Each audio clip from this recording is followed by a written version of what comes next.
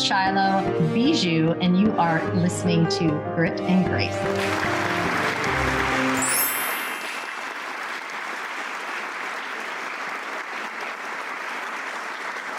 Today, we have an incredible man, mentor, leader, and just a good friend that I got connected with, Damien Callais. We had an awesome conversation yesterday. Yeah, we sure did. We had an awesome conversation. Ready to dive in. So we're going to dive in because we definitely hit serious hot topics, and it was cute because you're like, how filtered are we going to be? I'm like, none. There's no filter on this show, and I absolutely love that. So Damien, I love your last name too. I just asked you how to say it. I'm French, so my name does not look like how it's spelled. So are you French or Italian, or what is that? French, the majority French, yeah. Okay, French and Spanish. Two Frenchies. Okay, we got two Frenchies on here. I love that. I love it. Do you know any French? We're Cajun French. Cajun French. Okay. Yeah. I learned a little Cajun French when I was in Haiti. I did a mission trip in Haiti, and I caught on really quick. Like, you catch on really quick when that's all they speak, and you're learning. But then I've been learning French for almost over a year, but I don't speak it to somebody. So I can't speak it, but I definitely understand it. Like, I can read it really well. Sure. And so now it's just that next step. But my grandfather, he's 93, and all of his siblings are still alive. They're all in their 90s. It's really funny to hear them talk to each other because, as you know, Cajun French is a really broken dialect of French, right? Yes. It's kind of like the slang version of French, and it's pretty funny to hear them talk to each other. I actually like it a lot. I think it's really cool, and it's kind of more my style probably would be that I try to be really sweet French type of accent, but the Cajun accent's much easier. Like, you can just be choppy it sounds fabulous. Yeah. Like, you're like, let's do it. Okay. So yesterday we were talking, and we've been connected. It's so interesting how people are connected in so many ways. We have a lot in common, and I didn't even know that. You've been in the multi-level marketing industry. Obviously that's my platform and space too for many years. You've done really well. You've got friends, same friends, mutual friends, but you also have battled and recovered from alcohol. Definitely we share that story. I mean, Mine was a year and a half ago, and definitely I fell on my face. So we can talk about kind of your journey there. You also were recognized by President Trump in the State of the Union, which is freaking insane and incredible because of your organization and things you do. And we're going to talk about that too. So for our listeners and our audience, let's just give a little background on you. Where do you come from? Obviously you're French, there's some Cajun in there, but where do you come from? How did you get into the entrepreneurial space? Because this is what this show is about. Like, we want to hear the hustlers, the stories, the grit, the real grit. Oh, absolutely. Grit is what I definitely... I would say this, that grit defines me. There's no doubt about that. And what I can say is, growing up from New Orleans, Louisiana, I'm born and raised in New Orleans, a little town about 10 minutes from the French Quarter called Araby. And it's right next to the military installment there. But I grew up my entire life in New Orleans. I had that hustler mentality from a very young age. I always knew that I did not want a job. I always knew that there was unemployable. Unemployable is what I call it. I'm like, I'm not employable. Yeah. So I always knew that there was more to life than a job. Really my entrepreneurial journey started off very young. I would go, I don't know if you'd call this an entrepreneur, I guess possibly. So there was a restaurant, one of the top restaurants in the world, actually. It's called Galatoire's. And Galatoire's is a place that they don't care who you are. You could be the president of the United States, or you could be whoever, just regular business owner or whoever, and you don't get priority there. You have to stand in line to get in. There's no reservations. So early on, I made friends with the maitre d' there and had a pretty unique little situation where when all these rich folks, like, give you one example, the Manning family, Peyton Manning and his brother Eli and his father, Archie Manning, who are really very, very well respected people in New Orleans, they would always call the restaurant and say, who do you have that can stand in line for us? And here was 13, 14-year-old Damien that would go stand in line for that $150 Yeah. back in the day just to, get ahead. And I could remember as early, actually even earlier than that, in like middle school, I would go to Sam's Club and buy like jars of lemon heads. And I'd go to school and I would undercut the candy store. And I would, more kids were buying candy from me than they were the actual store. So, the school shut that down pretty quick. But I think it just, I saw how hard my mom worked. And my mother's my inspiration. There's no doubt of her and my grandfather, no doubt about that. I mean, she worked 2 jobs, single mom. We had we were about as poor could be growing up, but she made it. She made it happen. And I just watched her, kill herself to put me through school and to keep me without handcuffs around my wrist, which we'll talk about here in the future in a little bit. But yeah, so I just saw how hard mom was working. And I just remember saying that there's got to be more life than this. All she spends her life at work. And I respected what she did, but I just knew that I wanted more and I wanted something different than what we were taught, because, I come from very humble beginnings, and those humble beginnings are all, there's always some lessons that you learn from those humble beginnings. And the things that I learned is that there was a much easier way and that there was a different way. And I was going to be the person in my family who did it differently than everybody else. So I think it was just early on, just seeing mom just bust her butt just to put food on the table. I wanted more than that. Mm-hmm. Well, I know my mom, she was always working when we were young. She got hurt. So she was on disability. So the story of her, when she was working, she was, kind of a hustler. She liked the sales, she was in sales, but she got hurt because because it was the 80s, late 80s, everyone was broke. And she took on a job working in like medical healthcare, and she tried to lift somebody and the other person let go and she wrecked her back, which led to pain pills and led to addiction. I mean, and then this, when you're in pain, and that was when the Loratabs or whatever it was coming out. I mean, it was Loratab after Loratab after Loratab. And it wasn't even working, and so she was battling pain and pills. And it was this vicious cycle that just kept getting, worse, because then you're addicted to the pain meds and then you get sick with other things, they wreck your body. And so she really had to battle those things. And so as a kid, we were in those modes too, where we were watching mom, she's in pain. She's dealing with all this stuff. She could no longer work. We were like, I was raising my brother many times because she liked to go down the street, she definitely went down the street. I mean, that was the lifestyle though. We lived in a small town and there was more bars than restaurants or gas stations. Like that's what you did. And so I definitely understand the mentality, as kids, we're like, well, we're going to make it work because we want to buy those shoes. We're looking at it like, I'm going to hustle to get this because that's what you know how to do. You're like, well, I want this. So what do? I got to go to work. And so you were natural born hustlers. So, okay, New Orleans, you were growing up. What happened? Where did you go after like high school? What was the plan and what kind of went like this? At the age of 18, I didn't really have a drug problem. There was something that happened when I was really younger, an experience that I had, a sexual experience that just really, kind of jaded me a whole lot. And I didn't start to deal with that problem until I could remember. Well, let's just say this much. I remember the first time I took a sip of alcohol and the first time I got drunk. And it was just like the best feeling in the world. And then like everything went away. And I knew right away that was the solution to my problems, right? Mm-hmm. So I've always been what was called a binge user. I never was a daily user of anything, ever. Mm-hmm. Because I've seen other people do that. And I was able to justify myself how I was not like them because I didn't do it every day.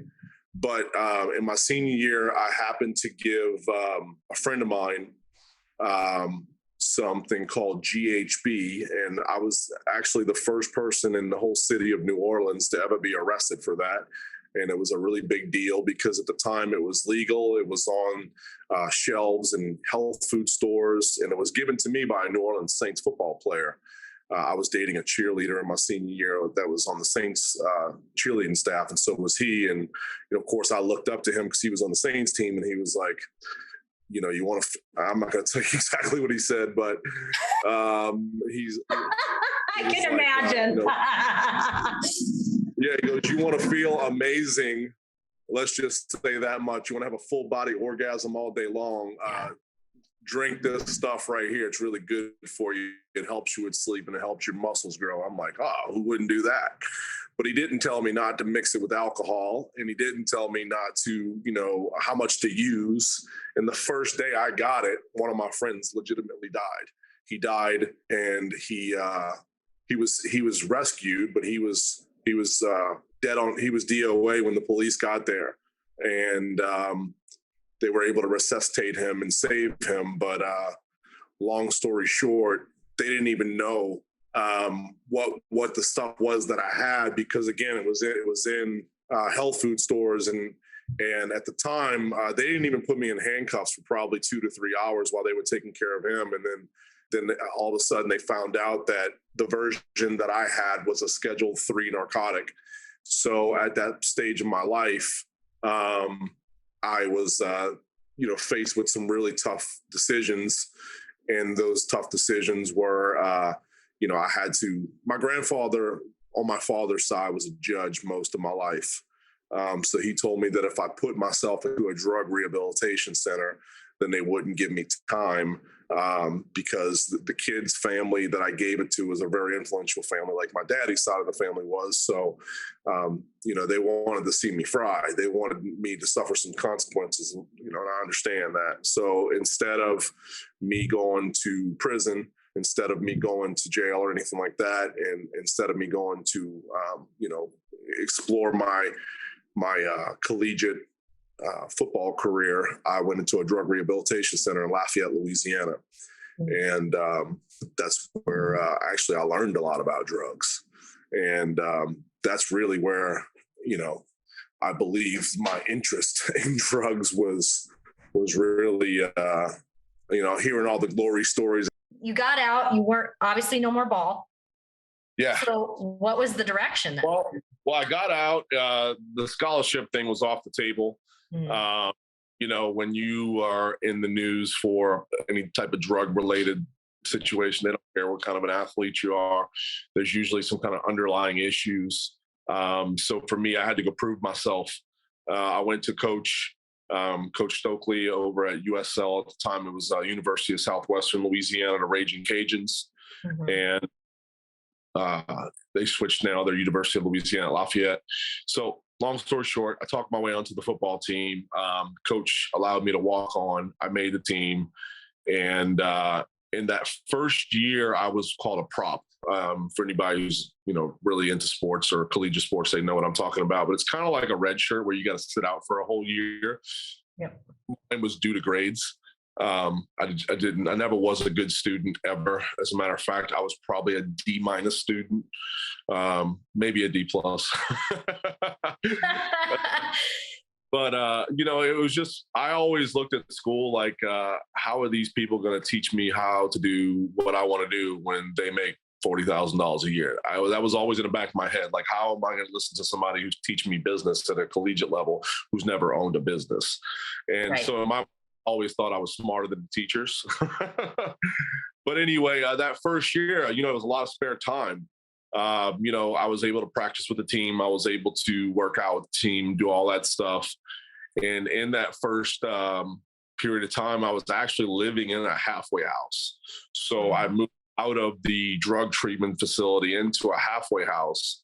And while I was in the halfway house, actually, I got kicked out of the halfway house because I started sneaking out in the middle of the night, going to football parties and, all this stuff. It was really hard to do while you were there and just watching everybody else have fun. And I had to go home every night at a certain time. And, and I knew back then, or at least I thought back then, I didn't have any issues. I was like, I hardly used any drugs actually.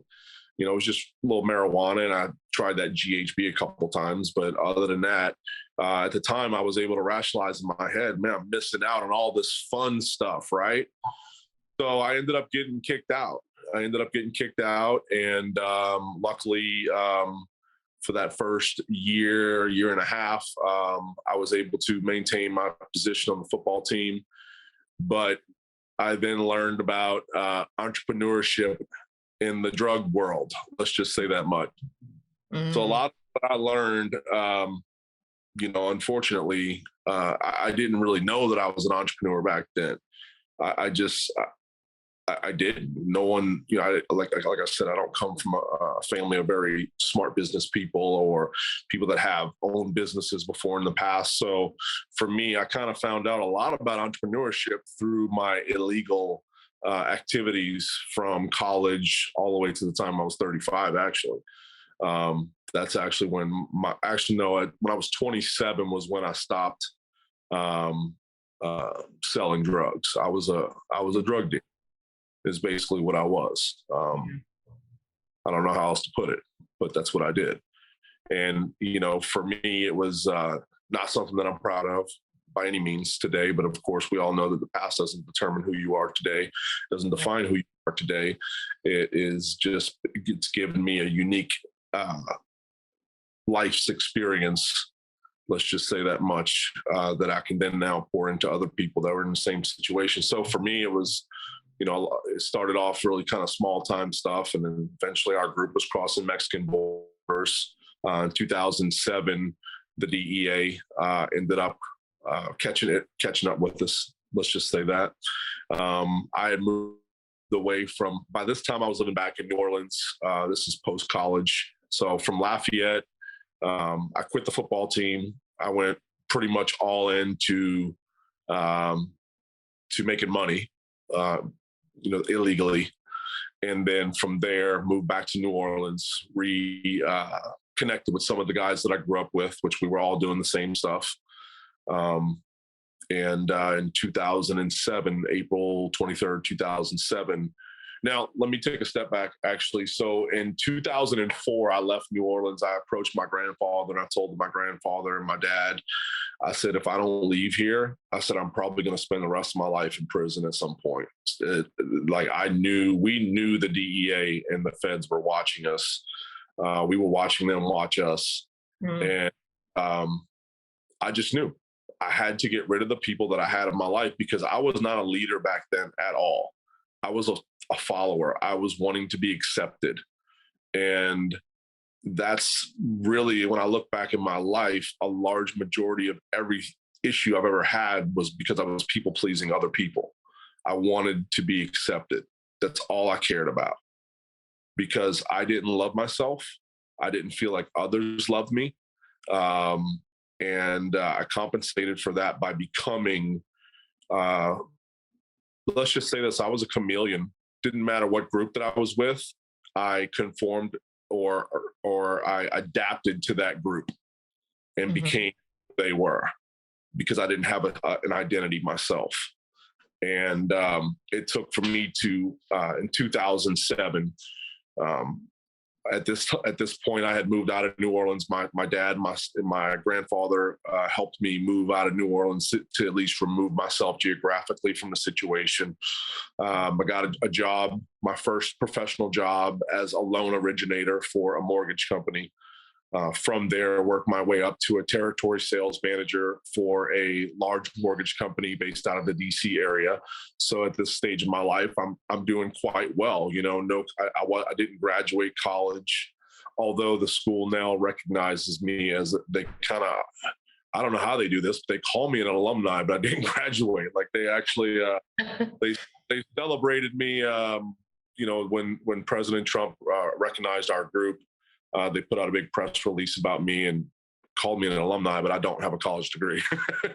So we'll just take that for what it is. But anyway, so long story short, moved from New Orleans to Myrtle Beach, got the job, really excelled well. I mean, I really excelled. I put all my energy that I put into that other stuff into something legit, something legal.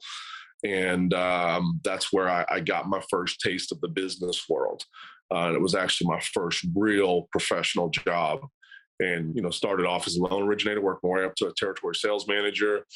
And then this is where everything kind of changed. My first true low point of my life. I left New Orleans with a debt that I had, and it was a friend of mine that I owed the debt to. He was the guy, let's just say that, the guy. And, he didn't care about the money that I owed him. He just wanted me to better my life. Let's just say that much. He was supportive of me moving. And actually, I'll be totally frank. Well, a lot of people probably say I'm crazy, but I'm still friends with that guy today. He ended up doing years in prison for what I'm getting ready to tell you guys about. And when he got out, I saw change in him. There was some things that happened where I knew he had changed, and I knew he was a good guy. So we're not like the closest friends or anything like that, but I don't just write people off unless they need to be written off. And there was a time where I just had to disassociate myself from just about everybody. So long story short, a guy starts calling me. He's like, "Hey, can I get your connection? Yada, yada, yada. I want to do this or I want to do that." And I was like, "No, I don't do that anymore." And he was like, "Come on, man, just give me the guy's phone number." And about a dozen phone calls. And finally he broke down and called my office one day and spoke to my secretary and basically told the secretary what was going on if Damien doesn't connect me with the guy, because I'm never going to stop calling. So at that point in time, I was just like, I just need to get this guy off my back. And I connected two people on a phone call. And because I connected those two people on a phone call, and I told the party that I was speaking to on the call, "Hey, I'm going to connect you with this guy. Just squash the debt that I have to you." Because that one sentence that I said right there, the DEA and the FBI told me they would have never indicted me. But because I was going to benefit from a drug transaction, then that's why I was involved. Because out of 13, I think it was like 13 to 1,500 pages of tap phone calls, my name came up once. That's it, just one time.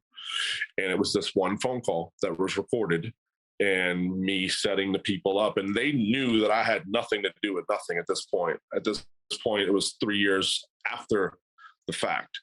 And the only reason why I didn't go to prison for as long as I could have was because right before my sentencing date, my attorney, who was my uncle, ended up finding a Supreme Court case where the guy who was going for a sentencing to the district court judge had removed himself from his environment and made an attempt to better his life. And the Supreme Court then allowed that district court judge to depart from the sentencing guidelines. And by departing from and federal judges hardly never do this, like hardly ever. When the feds get you, they got you. They don't waste time, surveillance and it's like 97% conviction rate from what I remember. Once they come and get you, they got enough information to put you away for a while.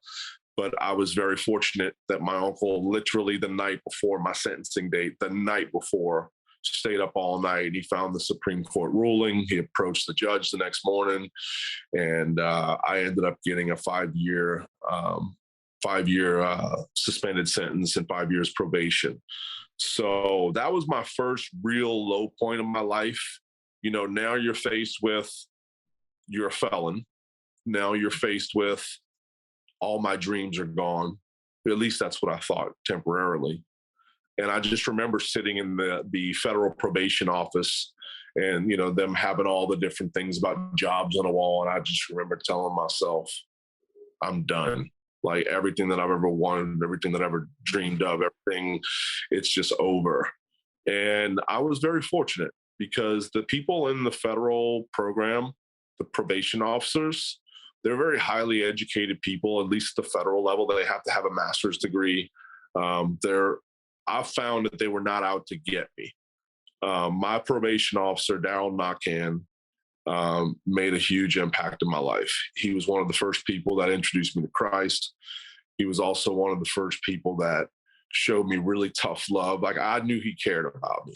Mm-hmm. And he of course, absolutely 100%. When I was going through that program, he held me accountable. And I wasn't used to being held accountable. I was living wild and free life. Nobody could tell me what to do. I mean, I left my house at 16 years old, actually. So, when you're running hard from 16 to 27 with no one telling you anything, and, you're on your own, it's tough now to then listen to somebody. Well, let's talk about this real quick. You brought up a topic that is pretty big, and now I agree. You shouldn't have done what you did, and I get it. But at the same time, when we look at all the people who go to jail for crimes like that, or prison, I should say prison. Yeah. I think it's ridiculous. When they clearly can see somebody is trying to rehabilitate. Now, does that mean that you should have done that? No, but prison seems pretty crazy. Yeah.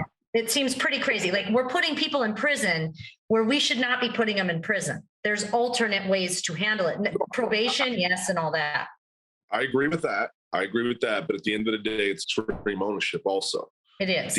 I made the phone call. At the end of the day, I was surrounding myself with people that were drug dealers and drug smugglers and all these things. So yeah, it sounds very small for such a consequence, and forfeit. At the time I had to forfeit all my assets, my rights. Now, my right to vote was never taken away from me because I was not sentenced to prison. When you're sentenced to jail, you lose those rights, but I've never lost my voting rights. Actually, some of my rights have been restored.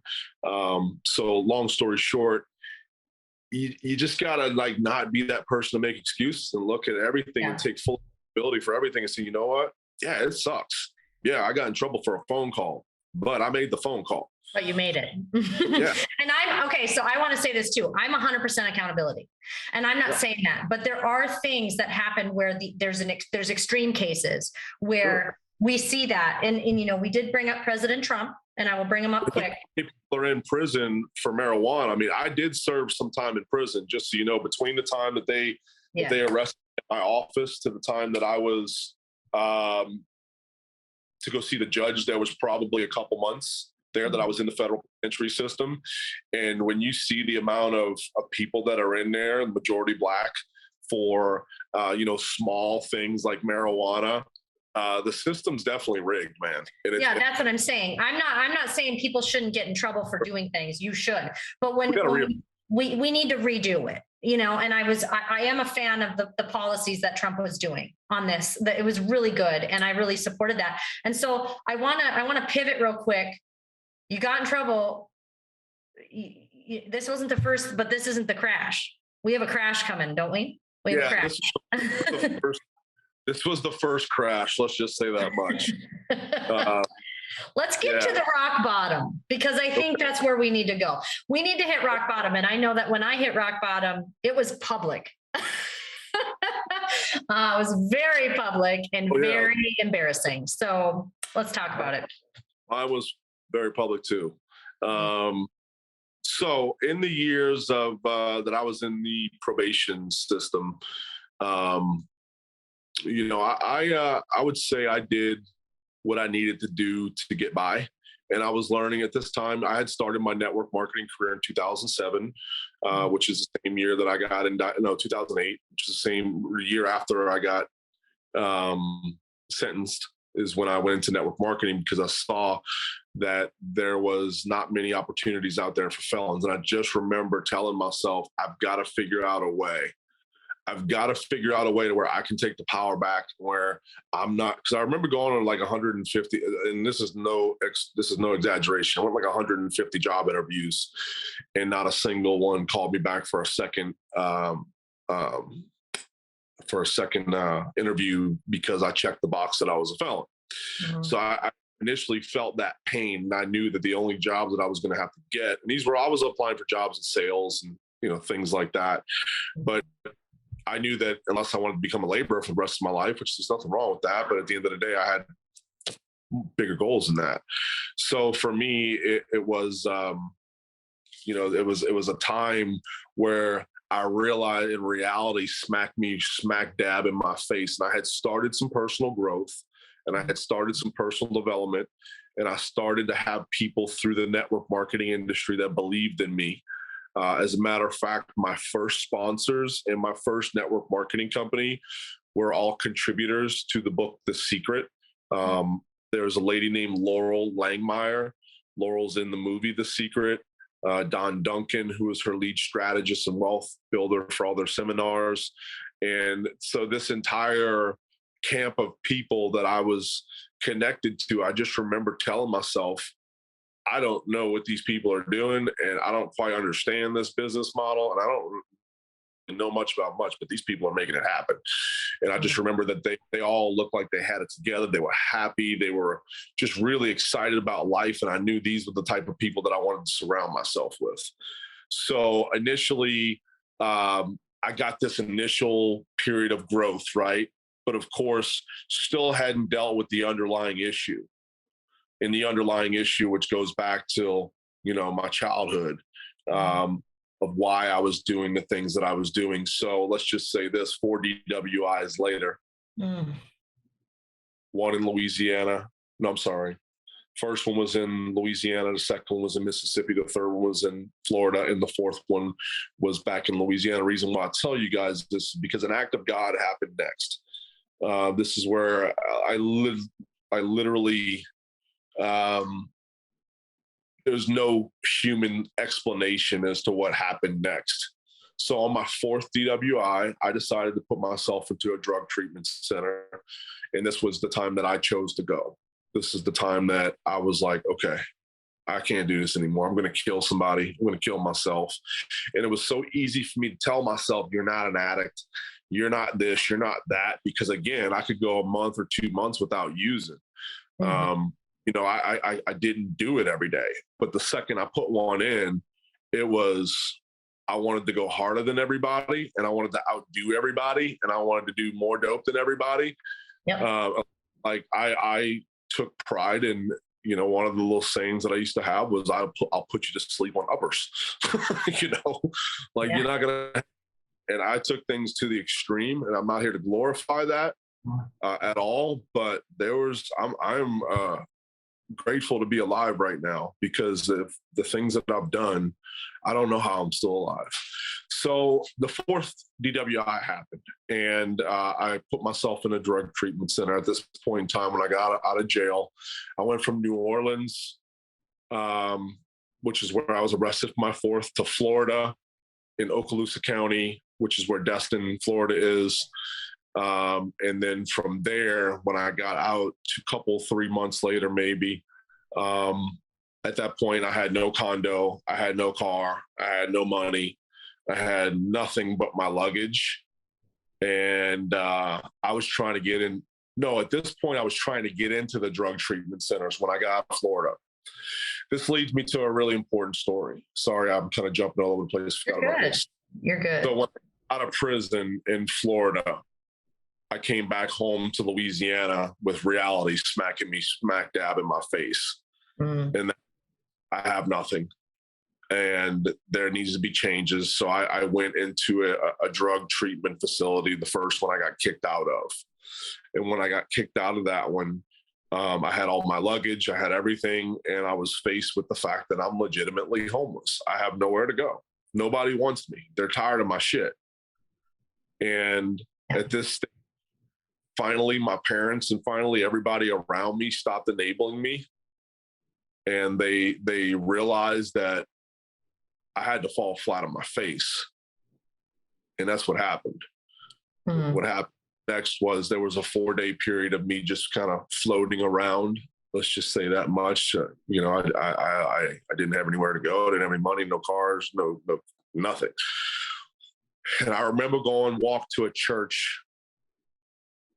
And this church was an African-American church. And I knew the pastor there. And I was hoping to see him, and he was out of town.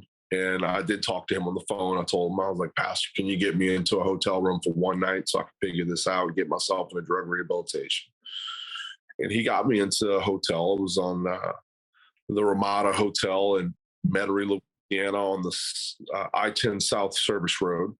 And what happened was I went to that hotel to commit suicide. I said I was going to figure things out, but I was just so down on myself that in my head, I was going to end it all. And, when all you have is your luggage, you have nothing else. Mm-hmm. Only have one night in a hotel. It doesn't take long for reality to sit in. Then you're about to be in tomorrow. That one night really didn't do anything. In my mind, I'm like, oh, well, why did I even do this? Get a taste of a bed, and the next day all these mind games are playing, and I remember reaching out to a guy, we'll just call him Paul. I'm not going to say his last name or anything, but I remember reaching out to a guy that I met through the AA program. And I saw that this guy cared about people. I saw that he was tough with people. And I knew I needed somebody who could see through my bullshit. Yeah. I knew that I needed somebody that was going to look me in my face and call me a dog when I was a dog. That wasn't going to allow me to feed him any bullshit. That's just the easiest way I can put it. I remember calling Paul up, and I think I'd only met with him a couple times. And I said, hey, man, I need your help. And he said, good. Well, let's get one thing straight first. I'm not your fucking friend. And if you want my help, he goes, you have to do 100% of what I'm going to tell you to do. Otherwise, you don't have my help. And the first thing he told me that if you call anyone after this phone call and ask them to help you in any way, shape, or form, to come save you, to bring you somewhere, to do anything, he said, you've lost my help. And I wanted his help because I knew he had at the time like 15 or 20 years sober and, multi-millionaire, making it happen big time in his life. And then also pouring into people like me and during his off time. And I admired that. So I said, so what do I do? He said, Damien, when are you going to realize your thinking, your decision-making is skewed and it's flawed? Because your choices and decisions have you being arrested 20-something times in your life, in a really bad right now. He goes, so can we agree that your thinking does not work? And I said, well, it's pretty obvious. And he said, well, I'm going to tell you to do something. And he goes, it's your choice whether you do it or not. He goes, you need to submit, man. He goes, you need to submit. And I'm like, what do you mean submit? He said, you know what I mean. Submit your will to Christ. Mm-hmm. And Paul knew that that I came from that background. He wouldn't normally probably mention Christ. He would probably talk about a God of your understanding, but he knew that Christ was what you identified. Right. I think it's important when people hear this, and this, so I'm just, for our listeners and our audience, it doesn't matter what we're trying to say. We're saying higher power, something bigger than yourself. You need to have that belief. And we talked about this yesterday because a lot of people will struggle with this. And it's not that we're telling you have to go to church and believe in religion. What we're saying, you don't. It's about what's inside of here. There's a bigger thing. There's something bigger, and you have to. The church is outside. The church is in the street. The church is under the bridges. Go and talk to the homeless people. This is church. You and I talking right now. Yeah. It's super important because what people don't understand about, so I grew up with organizations all my life that were supposed to help. And I had parents and friends, and I've never saw anyone get help. So I never believed in it. So a lot of people are in that boat because they all know somebody who went to this or that treatment or this, and they failed, right? And my brother said it perfect. He goes, the reason you struggled with it for so long to actually submit is because you never knew somebody who actually did it. I told you yesterday, you can shake the tree and there's alcoholics falling everywhere. Oh, there they are. And so it's for people to understand that this is a power that's inside you that's bigger than the universe. This is what is giving you all the things. This is what provides abundance and love and joy. And until you experience it, it's hard to explain. But I want to encourage people, submitting isn't walking into a church. Submitting is giving yourself to that higher power and saying, I freaking need you. And I can't do this anymore the way I'm doing this. And I am not in control. And the way I fucking think is not right. And I am not right. Like drop everything. It's like saying, drop your ego, drop it all. So it's so important to have that message today. So keep going. I love this. And I'll just say, yeah, had you approached me about Christ, which I had been approached, and there's a man that's very pivotal alongside of Paul, and his name's Jack. Jack used to always come to me about Christ, right? And I wasn't ready. I wasn't ready for that conversation, so I ran from Jack. Jack, I never wanted to talk to Jack because I knew what Jack was trying to talk to me about. Yeah. So just my timing wasn't right. So I kind of always knew deep down inside, even when I was using drugs, even when I was watching the sunset come up, cringing and hating it, hating the way it felt because I was coming down. Yeah. I always knew that Christ was going to be the answer for me. Now, I'm just speaking of me. And again, whatever your conception of the higher power is fine for you. But for me, Jesus Christ is my Lord and Savior. So had it not been for me being as broke down as I was, I would not have been open to any of this. So he just said, when are you going to submit your will? And in my mind, the first thing I thought was, you're not coming to pick me up. You're not going to take me to the Social Security office to get my Social Security card. I just need a ride. I'm just trying to get into rehab. And here I'm like self-pity mode. I'm like, okay, so like, fuck you. Like, you said you were going to help me. Now you're telling me you're not my friend. You're telling me I need to submit. You're telling me all this stuff. I'm like, I just need to go get a card, like a Social Security card, so I can get into rehab. That's all I needed. And he said, well, he goes, I am helping you. He goes, you can walk there. And I was like, walk there? It's like 7-8 miles away. He said, I don't care. You'll figure it out. So this guy was really, really hardcore with me. And I remember when he got off the phone, I was so mad at him because he was really that direct and he was pushing all the right buttons with me. And we're still very close to this day. And I remember, like, right after we got off the phone, I literally dropped to my knees. And, man, I get goosebumps even thinking about it still to this day. It wasn't a poor, pitiful me. Hey, I'm in trouble. Please help. It was what Shylo just said. It was, I don't even know how to do this anymore. I don't trust the way I think. I don't trust any decision that I make. Lord, I need you to go before me and handle all of these challenges. Open the right doors for me. Just point me in the direction I'm ready. Fill me up. Just show me. And that's kind of an act of submission, just saying, I don't even know what to do. And then like immediately after that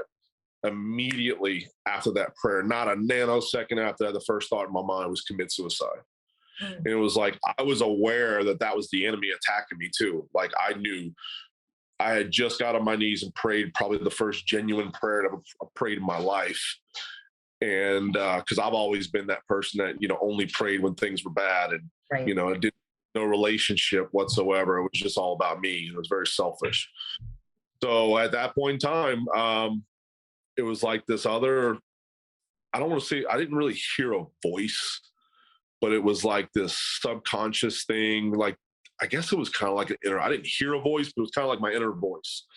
Then said, you're not going to do that. You're not going to kill yourself. And then I got into solution mode, like right away. Well, all right, what do I need to do? Okay, great. I need to grab all my luggage and I need to go talk to a lady at the front desk and see, can I store my luggage here? And I'm just going to walk to the Social Security office. I was going to do exactly what Paul said to do. So when I got downstairs to that hotel where I was originally, planning on committing suicide, tears rolling down my eyes, I got to the front desk and asked to speak to the general manager immediately. Like, this is where everything changed. This is my first spiritual experience, I believe, because we have a spiritual sickness, and the only solution to that spiritual sickness is a spiritual solution. A lot of people think the drugs and alcohol are the problem. It's not. It's just how we deal with the problem. Right. The problem is that we have a spiritual sickness. So at this point, I went and literally talked to this lady, and I'm crying as hard as anybody can cry. I couldn't even hardly speak.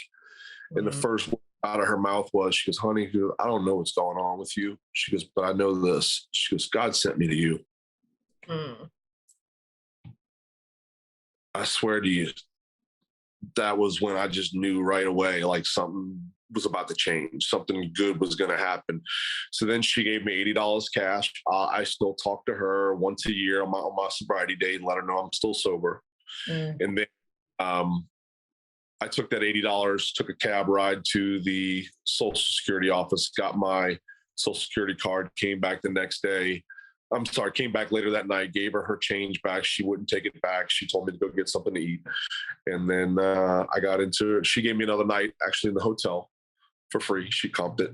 And then I went to rehab the next day. That's incredible. And something else I want to say is this year, so my journey thus far, there has been people that have been placed in front of me. You are one, but every time I'm going through something big or small, somebody will call me, somebody I haven't talked to or message me, and I'll be like, what's this? And it's from God. And there's a lot of times people will say, hey, God said to say this. There's times where it's straight up, and there's times where you just know because you prayed and it was instantly, it was right there. You're like, there it is. But you have to be paying attention. It was so profound. Like when you're like literally thinking about suicide, and all of a sudden you're playing these mind games with yourself, and then you collapse on your knees, and then that was enough for me to go, okay, something's going on here. Like good stuff. And what's happened since then has just been a true blessing, man. My life's completely blessed. Trust me, it's been rough. You know, the last 7 years haven't been. Life is a roller coaster, and life's going to happen to everybody, and it's not any different for me than it is for anybody else. We're all going to deal with life. So it's how you deal with what happens, not what happens to you. So I don't want to sit here and say that, you know, everything has been completely blessed and my life's been peachy keen for the last 7 years, because a lot of it has. But at the same time, there's been some super tough moments in those periods of time. But now that I have a relationship with my creator, and now that I have a spiritual foundation, and I have really amazing people in my life that are on the same path as me, it's made it a whole lot easier now to have those conversations with others that are going through the same thing. And then we kind of just share our strength with each other. But yeah, it's just been a blessing. And, you know, I'll just kind of fast forward, and while we're on the topic of the story, so I went to rehabilitation the day I did my first live video ever.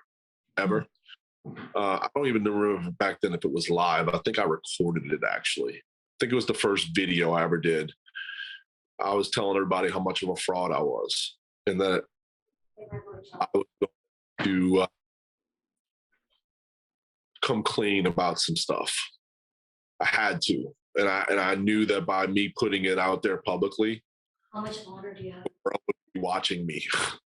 You know, it was my way of holding myself accountable. Let's just say that much. So I put it out there to the world that I was going to a drug rehabilitation center, and I put it out there to the world that I've been hiding this for a long time, and that, you know, at this time, I was in network marketing for probably 3 or 4 years, and I felt like a fraud because I was telling everybody else how to live their life and telling everybody else, you know, how to do this and how to do that, yet I wasn't taking care of my own self.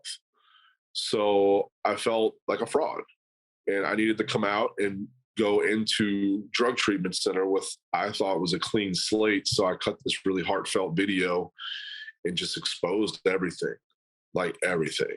It was still to this day, the hardest video I've ever done in my life was that video. But I just remember, because of one of the network marketing companies that I was in, they used to talk about going public with your goals. So I took that lesson I learned from network marketing and said, okay, I'm gonna expose my baggage. I'm gonna expose everything, and I can't fail. There's no room to fail now. They all know. You know, and I told everybody going to watch this comeback story and I'm going to document it every day. And I'm going to tell the story. And that's what I've done. And ever since, that's just the story that I've been telling. So it's incredible. It's incredible. That's the story. I mean, it's a comeback story, the underdog story. Like I have a group, it's called the Comeback Queens. I just launched it. You can be a comeback queen. I know you're a comeback king. But it's important because I didn't document it the same way, but I definitely let people see the journey because everyone saw me fall. They saw me fall and they thought, I think a lot of people thought she's out. She is done. Like there's no coming back from this. And that was one of my drivers because I'm like, yes, I can, because I know a lot of people, especially in my life, who need to see this story. They need to see me do this. I thought that too. You know, I honestly thought that because it was, I need to do it for me. All right, so let me take a step back. I remember being in the probation office, okay? And this is actually something that 2022 is going to happen too, by the way. I remember sitting in that probation office, just thinking my life's over. It's done. There's no goals, there's no dreams, no hope anymore. Right. That's a real feeling for a lot of people that are convicted felons, that are just coming out of, some type of recovery program, or there's not much belief there in oneself at that stage of the game. So it took for other people to believe in me, the Don Duncans, the Laurel Langmeyers, Paul, my buddy Jack, my mom. It took for a lot of people, because just about everybody turned their back on me except for my network marketing friends and my immediate family. And even a lot of them turned their back on me and kicked me when I was down, but that's okay. But I just knew that I had to go do this. And I had to do this not just for me, because I wanted to spend the rest of my life pouring into another guy that was in the same situation, because I just remember I didn't believe in me, but I believed in the people that believed in me. Because I believed in them, I was able to build my belief day by day, a little bit at a time. There's a book by, I forget the author's name. It's James Clear, actually. It's called Atomic Habits. It's about making 1% changes every day. Everybody's looking to make this dramatic change, right? And that's not how it works. How do you eat the elephant one bite at a time? And and that's the thing that I really started to learn, is that it's just day to day, you got to get better. Day to day, you got to, continuously be looking at the people that you have in your life. Are they adding value to you? Are they sucking energy out of your life? Or are they adding value to your life?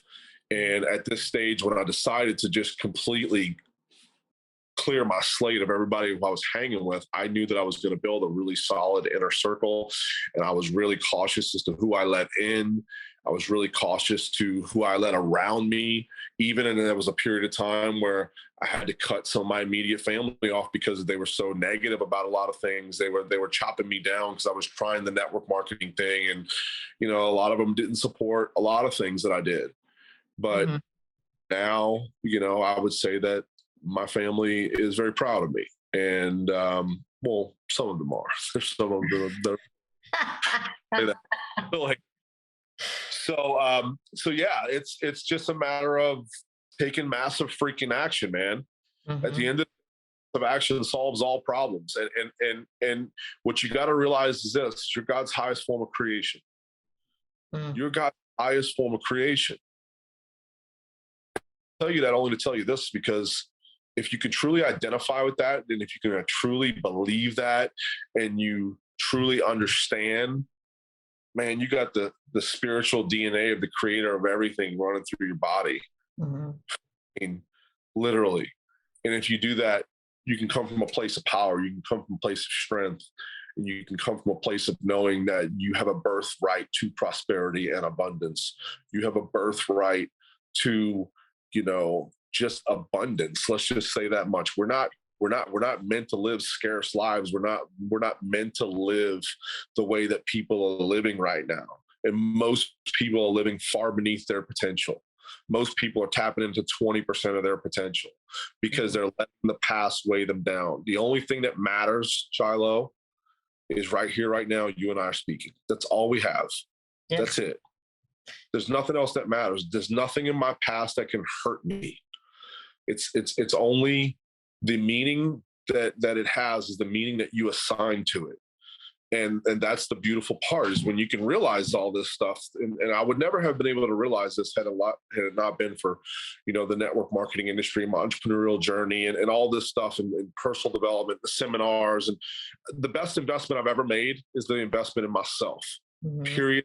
End of story. I don't care how much crypto you got. I don't care how much real estate you got. Yeah. None of that matters, because at the end of the day, it's up to your investment in yourself. And if you're not willing to invest in yourself, trust me, other people will not do it. Exactly. Well, I think your story, your word, everything, your message is perfect for today. Obviously, this is why we're on here. Being present, y'all, like thinking about stories like this. When I look at people like Damien, I think of, everybody's like, you got to go through the struggle and you got to go through this. I think it's the journey. Yes, there's pain. You're always going to have pain. And we talk about this a lot. There's always going to be pain, but you also decide that pain, and some of us, we want to go through the pain because we're in pain. And why we go through these journeys is something triggered you to start that journey. Something happened. You were in pain. You found something that led you to more pain, but it took away the pain for a moment. And then those moments kept happening. I remember when I fell, and we're going to end this rapid because I want to talk about your organization and what you do. I hadn't been drinking for weeks, almost months, until I screwed up. So it's not this everyday deal all the time. It's not these people hanging out on the streets and like, that's not it all the time. It's very highly successful, motivated people who are hiding and numbing pain that they just don't want to deal with. And after a while, you forget about the original reason why you're doing it.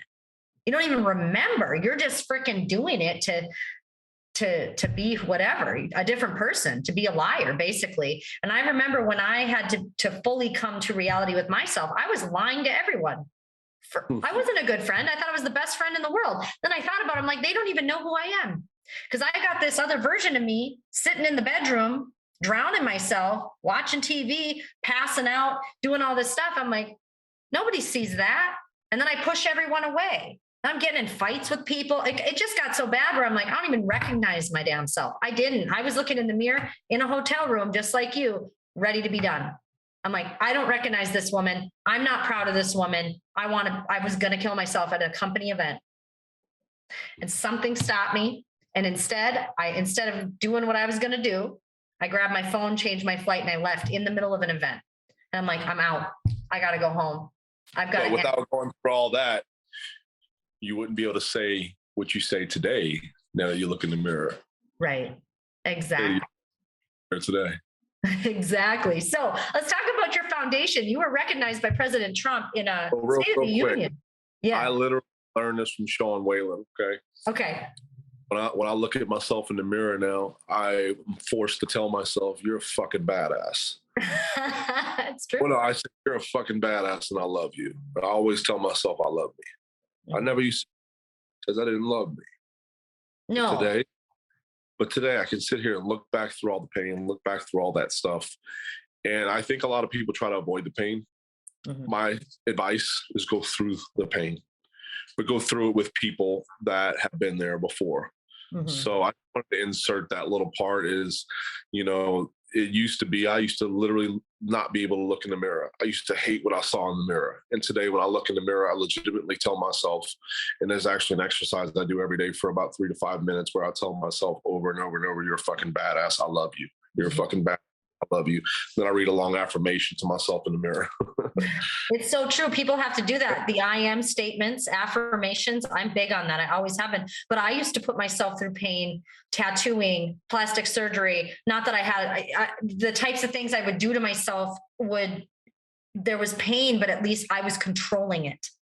If I could control the pain, then the pain that was always there, it was like it was numbing it that way too. It was really crazy. I did a lot of stuff where I'm like, this isn't healthy. Like I have to really truly love who I am. And now I can, but you have to go through it, but you're always going to have pain. Life's painful. We are human beings. We are made to feel pain. And the challenge is no matter how hard it gets, rush toward it, get it over with.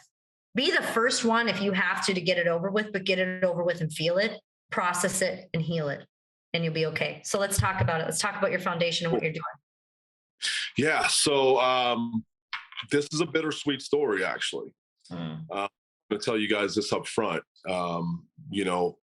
There's a group called the Cajun Navy that was recognized by the people of Louisiana for Hurricane Katrina. And it was not an organized group back then, but it was what the people called everyone who was out rescuing people during Katrina. They were known as the Cajun Navy. Now, during that time, again, there was no organization to really just about anything that they did. It was what the public was referring to anybody who was in a boat. So let's fast forward. That was Hurricane Katrina. About 8-9 years later, there's the worst flood in American history, which was 2016, August 13th, 2016. And that flood came out of nowhere. It was just a tropical depression. It wasn't even a hurricane. It just sat there for days upon days upon days and flooded about a 100-mile radius.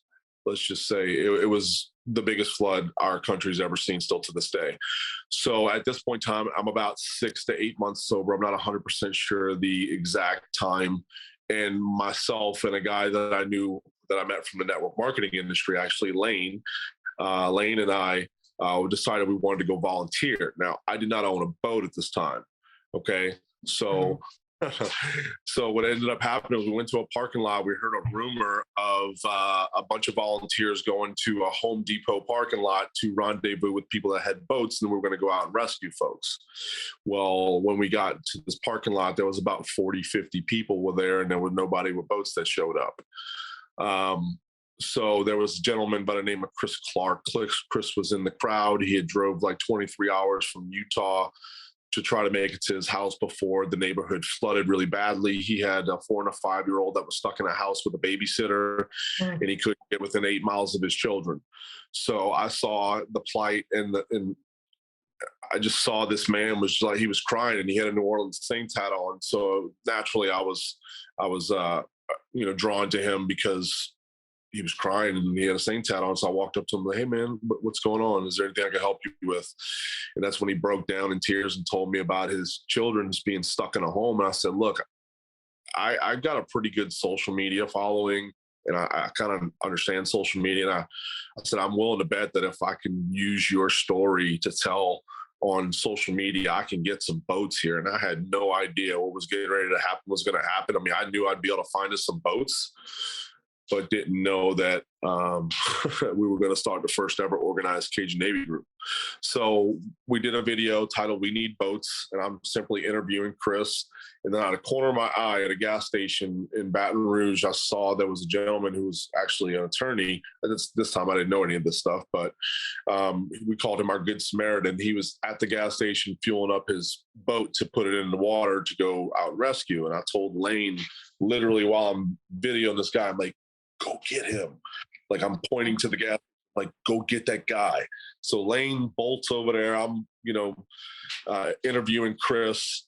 And all these videos are still available, actually, if you just go to Facebook and just type in Cajun Navy, we need boats. I think it pops up. So it got millions of views, and my phone number was on that video. So my phone number. So at this time, this is when Trump and Hillary were going back and forth with each other. They were not giving this the time of day in the news media because at this point, it just hadn't gotten as bad as it ended up getting. During a flood, the worst part is during a storm, the worst part is usually a couple days later when all the rivers crest, and then that's where the massive flooding happens. So the worst part hadn't even happened yet, but we did a call to action. That video got hundreds of, not hundreds, millions of views. I think we got like 11 million views, something like that. I'm not sure where it stands at. Actually, the original one got deleted. I had to repost a recording of it. But what ended up happening was that my phone number was on that video, and there were so many people contacting me saying, "We got boats from here. We're coming from." Well, we had people from Colorado willing to drive down boats. I mean, this was an all-out, like, call for help, it was dire. There was tens of thousands of people that were going to, we got a call from one neighborhood.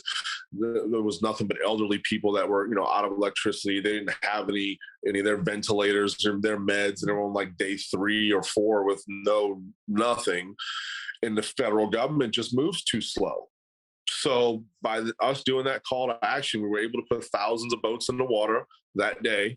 We rescued, I don't even know how much, because back then we weren't even really tracking them. But I know right now, as a whole, it's over 40,000 people that Cajun Navy has rescued, and a bunch of different storms. Now, I do want to make a disclosure here. I am the original collaborator and original person that started the first ever organized Cajun Navy group. Now there's 11, 12, 13, I don't even know how many.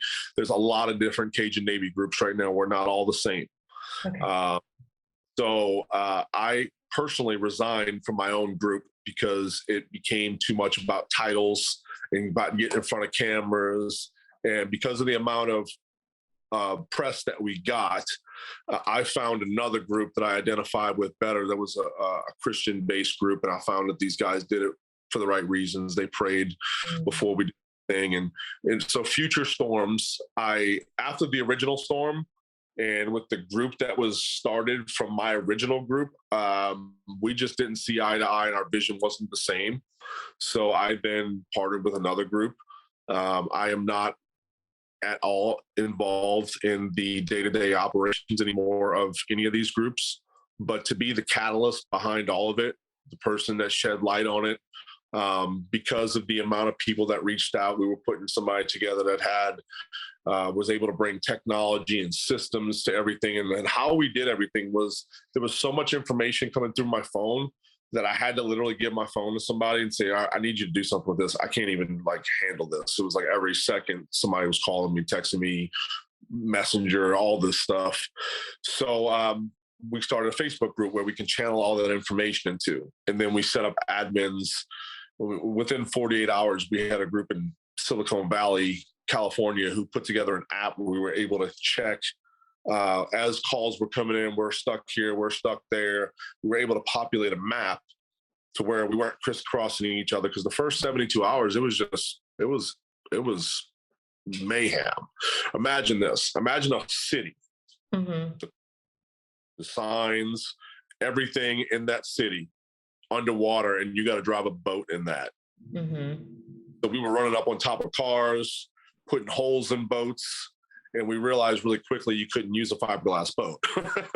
That was one of the things we learned really quickly. We had to go to aluminum boats really quickly. So we learned the hard way, and every day it got better. And as we brought on more people with different expertise, and we had military guys come in, we had people with first responders. So I was really just the initial catalyst that sparked the whole movement. Mm-hmm. I call myself the founder, because there's a lot of different founders of a lot of different groups. But I was the person that originally reignited the whole movement through my videos.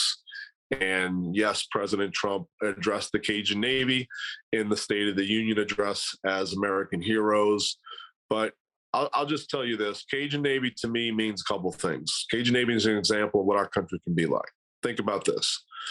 During the time of this flood was the time that Alden Sterling was murdered by the police in Baton Rouge, Louisiana.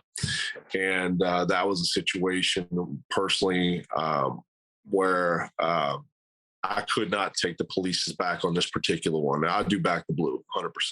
Yeah. But in this situation, it was a poor judgment. And you have the city divided amongst color lines. Yeah. 2 weeks later, you have an outside instigator who came in and murdered 3 police officers, one of which was a friend of mine, was a customer of mine in Baton Rouge and Montreal, actually. But there was 3 police officers murdered, and then the week after that, the storm happened. So I'm going to make a point here. In the time of chaos and tragedy, I mean, we've rescued people now in five different states that I've personally responded to.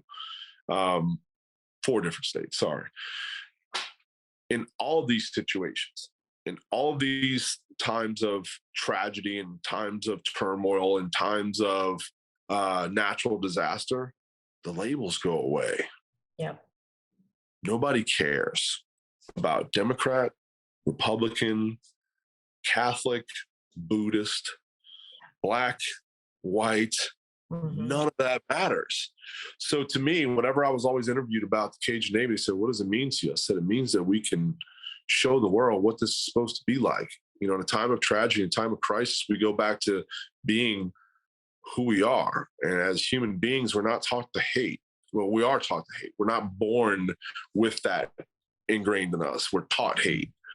So the labels and everything just disappears. So it's like, how do we stay in that place? How do we stay in that place of loving each other and taking care of each other? Because that's what the American spirit is, in my opinion. So Cajun Navy is an example of what this country could be like. Because in a time of crisis, in a time of tragedy, the citizens stepped up to help each other. The government was still thinking about it and scratching their head, trying to figure out what to do. And actually, almost the entire way throughout this entire process, that first storm, they literally tried to stop us from helping, to the point where I had to get on TV in one of my live videos and tag every news station in the state of Louisiana, the governor's office, the state police's office. And I told them that if they don't give us a police escort, then I would continue to call them out. And then I ended up getting a call from the governor's office telling me to stand down. I said, obviously, you don't know who you're talking to. Because I'm not standing down. And there's nothing that you could do that's going to tell me to stand down. So either you help us and work with us or work against us, and I'll keep calling you out publicly. So Exactly. like, literally the next day, they started putting a police officer on every boat with us. Like literally every boat that we sent out had an officer on it. So, which was good. So yeah, it's a bittersweet thing, because throughout the process of Cajun Navy and putting yourself out there like that, there's a lot of people that want to assassinate your character. There's a lot of people that want to play keyboard gangster, or there's a lot of people that are just jealous because you're out there doing something that they wish they could be doing, or something they know they should be doing and for whatever reason aren't, yet they want to chop you down. So, you know, they pulled up my rap sheet and they pulled up me in pictures in jumpsuits and literally assassinated my character like you wouldn't believe. And it hurt. It really hurt. And that was the first taste that I had of how cold this world can be when you're legitimately out there trying to help and you're rescuing people and they're chopping you down. So I actually resigned as the leader of my own organization to save the organization, what I thought was some drama. But so it's a little bittersweet, because, you know, you're out there helping and just people were just tearing me down like you wouldn't believe. So I stayed away from the organization for about a year. And then it was just the next hurricane season came and another bad hurricane happened. I couldn't sit on the sidelines anymore. And now I've responded to 7 different hurricanes and we've done a lot of good stuff. So the only Cajun Navy group that I support nowadays, who I know 100% does it right. All the money donated to that group is put to a good cause. It's in the hands of very trustworthy people. Is Cajun Navy 2016.org. They were the group that was invited to the White House. As a matter of fact, met with the president multiple times. John Bridgers is the leader of that group. Him and his wife Lori are amazing people.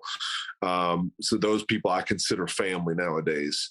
So a little bit of the Cajun Navy story, but it just again, it boils down to taking massive action. It's all massive action. Massive action solves all problems. I'm not a guy that can sit back on the sidelines and watch people drown or die or not do nothing. Just like the country, the way it is right now. I'll tell you right now, I'm not going to sit by and just say nothing. I'm not going to sit here to go the way it's going to go and not do nothing about it. I'm a man of action, and I highly encourage all of you to get involved. I highly encourage all of you to speak your piece. I highly encourage all of you to do not comply. Well, a rising tide raises all ships. And we all have to, I think what happens, and as we wrap up, and we're going to put your links in here, everyone can find Damien on social. We have his links. We've got it dropped. One of the things that you're saying is, we have to stand up for those who can't stand up for themselves. That's one of my mottos in life. I also ran for Hurricane Harvey. I came down to Texas with a group of people and we gave back, and it was a really incredible experience. But I definitely have a passion for that type of stuff. And I was watching people from all over the country. Same with 9/11. We watched our country finally take a breath together and stop screaming at each other. And we came together. It was the best. I mean, it's not the best time, but when these tragedies happen, it's when you actually see what America is about. And that's really important to me. And I really am passionate about who we are. I'm passionate about America. I'm passionate about what we can be. And I know that we are, in my opinion, not doing things the best. And we need to say things, yes. But as we wrap up, I just want to say thank you to Damien. Damien Callais, you are incredible. Your story is incredible. Everyone had to hear this. Your message is great. I love you. We'll be friends forever because we just share so much. And God is looking to move to Florida. Make sure you guys hit me up. I now have a real estate business down in Florida. Okay. I absolutely love it down here. And that's my new passion. My new passion is now that I'm back into real estate, which was my first career choice. It's I found my mojo again. Let's just say that much. You're doing incredible. You're doing incredible. Yeah. So this has been another incredible episode of Grit and Grace. Damien Callais, thank you so much. And I am Shylo Bijold out of Duluth, Minnesota, where it's -6 today. So Florida is on the radar. And I'll catch you on the next episode. Love you guys. Glutathione is a big word. It's the body's own master antioxidant. It's a scavenger for free radical, bacteria, and viruses. There are no products in the market with the ingredient Nasset. Nasset increases the production of glutathione that's in our body already to strengthen and enhance our immune system, elevate sense of well-being, support muscle strength and endurance, cognitive function, and liver support. It helps with increased energy and blood sugar regulation. Get your bottle of GSH Plus from www.salvationnutra.com.